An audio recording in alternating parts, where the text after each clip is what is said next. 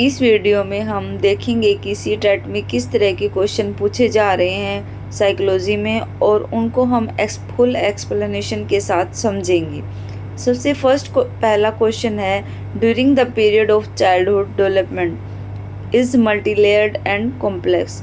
जो डेवलपमेंट होती है एक मल्टीलेयर्ड एंड कॉम्प्लेक्स प्रोसेस होती है, क्योंकि इसके अंदर अलग अलग तरह की डेवलपमेंट इंक्लूड होती है, जैसे सोशल डेवलपमेंट, फिजिकल, कॉग्निटिव और इमोशनल डेवलपमेंट। तो और ये सभी जो डेवलपमेंट की एस्पेक्ट हैं वो एक दूसरे से इंटररिलेटेड होते हैं। उसके बाद आता है second question, zone of proximal development, the area between a child's current level of independent performance. जो बच्चा खुद से परफॉर्मेंस दिखाता है and level of performance that the child could achieve with the help of adult और more skilled pair, यानी कि उस जो हेल्प से अचीव करता है उनके बीच का जो डिफरेंस होता है वो होता है जोन ऑफ प्रोक्सिमल डेवलपमेंट, जिसे ZPD भी कहते हैं, और ये लेव वाइगोत्स्की ने दिया था। थर्ड क्वेश्चन है, अकॉर्डिंग टू जीन पियाजे children in formal operation stage. जो फॉर्मल ऑपरेशनल स्टेज होती है वो फोर्थ स्टेज होती है, और वो 7 से 11 साल से ऊपर वाले बच्चों की होती है। 7 से 11 हमारी कंक्रीट ऑपरेशनल स्टेज होती है। फॉर्मल ऑपरेशनल स्टेज में बच्चा है अब्स्ट्रैक्ट थिंकिंग करता है, लॉजिकल थिंकिंग करता है, तो ये हायर लेवल पे आ जाता है। तो इसमें हाइपोथेटिकल और डिडक्टिव रीजनिंग शुरू हो जाती है, तो हमारा ऑप्शन 1 इसका सही आंसर रहेगा। उसके बाद आता है fourth question, eight which stage of Lawrence Kohlberg theory of moral development do individuals believe that actively maintaining the current social system ensures positive human relationship and societal order. तो इसमें क्या होता है, लॉरेंस कोलबर्ग ने, जैसे कि हमने पहले भी डिस्कस किया हुआ है, 3 लेवल्स दिए हैं, कन्वेंशनल, प्री कन्वेंशनल और पोस्ट कन्वेंशनल, जिसमें 6 स्टेजेज आती हैं।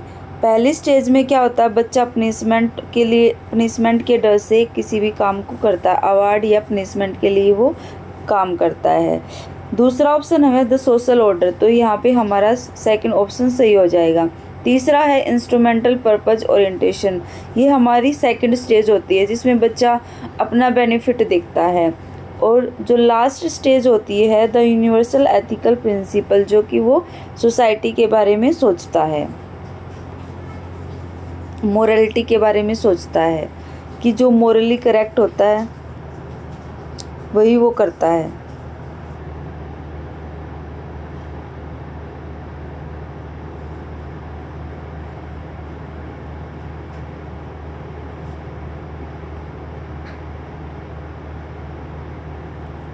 नेक्स्ट क्वेश्चन है, which of the following is a correctly match pair of type of intelligence and state performance possibilities as per Harvard Gardner's theory of multiple intelligence. Gardner ने 8 तरह की intelligence की बात की है, तो इसमें जो फोर्थ आंसर है हमारा वो आ जाएगा। बॉडीली काइनेस्थेटिक में क्या होगा, जो वो है एक्टिव होगा फिजिकल एक्टिविटीज़ में, तो एथलीट आ जाएगा।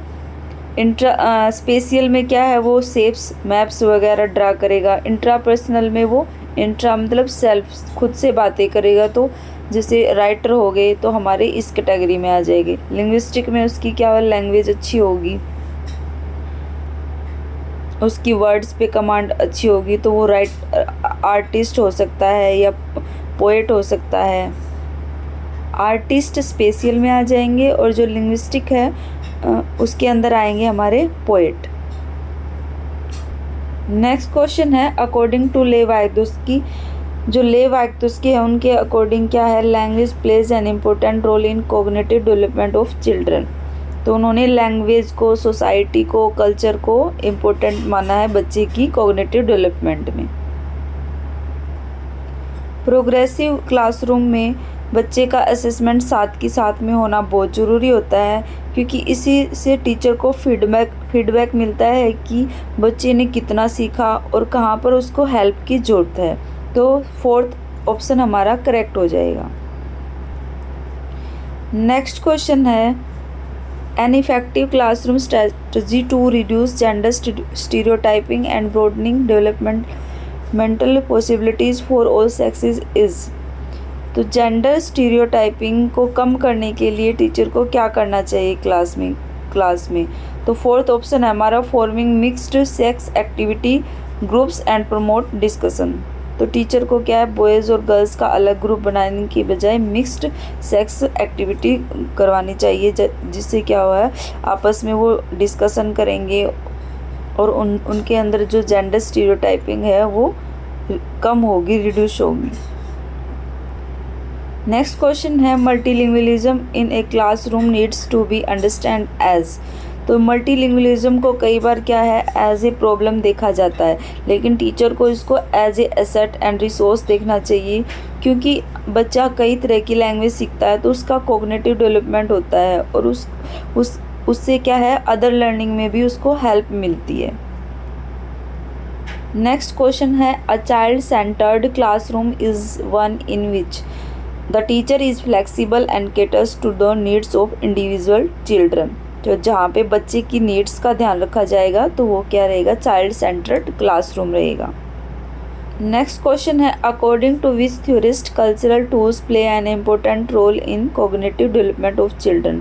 तो जैसे कि हमने पीछे भी क्वेश्चन आया था उसमें डिस्कस किया था कि जो कल्चर है, लैंग्वेज है, सोसाइटी है, ये बच्चे की कॉग्निटिव डेवलपमेंट में बहुत इम्पोर्टेंट होते हैं, तो ये हमारे लेवाइगोत्स्की रहेंगे। नेक्स्ट है हमारा which of the following is not a stable learning material for students who are partially sighted. तो small print worksheet, partially sighted मतलब जिसको बच्चे को देखने में दिक्कत आ रही है, अगर उसको स्मॉल प्रिंट वर्कशीट दी जाएंगी तो वो उसके लिए हेल्पफुल नहीं होंगी, तो इसलिए फोर्थ जो हमारा ऑप्शन है वो सही आंसर रहेगा। The underlying belief behind inclusive education is the philosophy that all children have a right to get equal education in a regular school। तो inclusive education के पीछे का जो बिलीफ है वो क्या है कि हर बच्चे को, प्रत्येक बच्चे को का राइट है कि उसको इक्वल एजुकेशन मिले रेगुलर स्कूल में। इसमें इंक्लूसिव एजुकेशन में क्या होता है जो स्पेशल बच्चे होते हैं और नॉर्मल बच्चे होते हैं उनको एक साथ एक ही क्लासरूम में पढ़ाया जाता है रेगुलर स्कूल में। नेक्स्ट क्वेश्चन है needs of gifted and creative children can be addressed by giving challenging task and activities to prevent boredom. तो जो गिफ्टेड और क्रिएटिव बच्चे होते हैं वो ज़्यादा जल्दी से अपना काम कर लेते हैं, तो उनकी बोर्डम को दूर करने के लिए उनको चैलेंजिंग टास्क देना चाहिए, टीचर को उन्हें अवॉइड नहीं करना चाहिए। नेक्स्ट क्वेश्चन है children with dyslexia can be identified by. जो डिसलेक्सिया के जो चिल्ड्रन होते हैं उनके अंदर रीडिंग से रिलेटेड मेन डिफेक्ट होता है, तो यहाँ पे दोनों ही दे रखे हैं रीडिंग एंड राइटिंग स्किल्स, तो ऑप्शन नंबर 3 हमारा करेक्ट आंसर रहेगा। राइटिंग से रिलेटेड वैसे डिस्ग्राफिया होता है।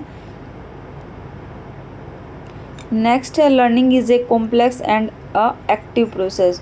तो लर्निंग होती है वो एक कॉम्प्लेक्स प्रोसेस होती है, इसमें बच्चे के कई तरह के एस्पेक्ट शामिल होते हैं, सोशल, इमोशनल, कॉग्निटिव और इसमें क्या होता है लर्नर एक्टिव होता है, वो एक्टिव होके पार्टिसिपेट करता है। नेक्स्ट क्वेश्चन है a teacher should the social, cultural, religious and linguistic diversity in her classroom to facilitate meaningful learning. तो टीचर को बच्चे का जो सोशल, कल्चरल, रिलीजियस और लिंग्विस्टिक डाइवर्सिटी है क्लास के अंदर, उसको प्रॉब्लम ना देख समझ के उसको अंडरस्टैंड करना चाहिए और उसको इफ़ेक्टिव तरीके से यूज़ करना चाहिए। नेक्स्ट क्वेश्चन है it is important to create learning environment in the classroom rather than collaborative and competitive. तो जो टीचर होता है उसको कोलैबोरेटिव लर्निंग एनवायरनमेंट को प्रमोट करना चाहिए और कम्पिटिटिव को डिस्करेज करना चाहिए। नेक्स्ट क्वेश्चन है which of the following is an example of effective motivational strategy to encourage students to learn. तो जो इफ़ेक्टिव मोटिवेशनल स्ट्रेटजी होती है स्टूडेंट्स के लिए वो रहेगी प्रोवाइडिंग स्कैफोल्डिंग। तो बच्चे को जब बच्चा कहीं अटक जाता है और उसको हेल्प दी जाती है तो उसको क्या है, एनकरेज होता है बच्चा उस स्किल को सीखने के लिए। तो बच्चे के अंदर मोटिवेशनल स्ट्रेटजी इफेक्टिव रहेगी हमारी स्कैफोल्डिंग उसको प्रोवाइड करना। नेक्स्ट क्वेश्चन है, which of the following statements about children's thinking is not correct. Children, first option है children construct their own theories about. तो बच्चे अपनी जो नॉलेज है वो कंस्ट्रक्ट कर सकते हैं। सेकंड ऑप्शन है children can't think of concepts on their own. तो ये गलत हो जाएगा कि बच्चे अपने आप किसी भी कंसेप्ट के बारे में सोच नहीं सकते। तो ये सेकंड ऑप्शन ही हमारा आंसर हो जाएगा। नेक्स्ट है children's future failure in school indicates that school has not been able to cater to the needs and interest of these children। बच्चा फेल क्यों होता है? तो ये बच्चे का फेलियर नहीं बल्कि टीचर और स्कूल का फेलियर माना जाता है कि जो स्कूल है वो उस बच्चे की नीड्स को कैटर नहीं कर पाया। तो सेकंड ऑप्शन हमारा करेक्ट हो जाएगा। By working in groups teaching and helping each other children are able to reflect on their own thought processes and shift to a higher level of cognitive activity। जब बच्चे groups में काम करते हैं, teaching और help एक दूसरे की हेल्प करते हैं तो साथ में बच्चा अपनी लर्निंग को भी रिफ्लेक्ट कर पाता है और उसकी जो प्रोसेस होती है, कॉग्निटिव एबिलिटी होती है, वो एनकरेज होगी। तो उस जैसे बच्चे को समझा रहा है तो उसको क्या क्या चीज़ें समझ आई, अगर वो कहीं अटक जाता है तो उसको एहसास हो जाता है कि उसको ये चीज़ समझ नहीं आई और इस तरीके से उसको अपनी लर्निंग भी रिफ्लेक्ट होती है। नेक्स्ट है 26 question, in a classroom teachers adapt their pedagogy and vary assessment to cater to individual students. जो प्रोग्रेसिव क्लासरूम होता है उसमें जो टीचर होता है बच्चे के अकॉर्डिंग अपनी जो पेडागोजी है उसको अडोप्ट करता है। और जो प्रोग्रेसिव क्लासरूम का जो कंसेप्ट है वो जॉन डीवी ने दिया था। इसके अंदर जो ये चाइल्ड सेंटर पेडागोजी होती है। नेक्स्ट है हमारा, which of the following statements about development is correct. There is a lot of cultural diversity in the development of children. तो अलग अलग कल्चरल बैकग्राउंड से बच्चे आते हैं तो उनकी जो डेवलपमेंट में है वो कल्चरल डाइवर्सिटी होती है। तो ऑप्शन 1 करेक्ट हो जाएगा। 28 क्वेश्चन है, which of the following is a major hallmark of the period of middle childhood. तो मिडल चाइल्डहुड होती है हमारी कंक्रीट ऑपरेशनल स्टेज। तो इसमें बच्चा है डेवलपमेंट लॉजिकल, उसकी जो थॉट होती है वो कंक्रीट होती है नेचर में। तो ये प्याजे की हमारी थर्ड स्टेज होती है जो कि 7 से 11 साल के बच्चे इसके अंदर आते हैं। नेक्स्ट है हमारा, school socialisation of children is a secondary agency. जो फैमिली होती है वो क्या होती है, प्राइमरी सोशलाइजेशन का मीडियम होती है और जो उसके बाद स्कूल होता है वो सेकेंडरी एजेंसी होती है। उसके बाद है हमारा लास्ट क्वेश्चन है ये, विच of the following theorist propose that children thinking is qualitatively different from that of adults. जो ये है जीन पियाजे, उनका मानना था कि जो बच्चे हैं वो बड़ों से, अडल्ट से ना कि क्वांटिटी में भी और क्वालिटी में भी अलग तरीके से सोचते हैं।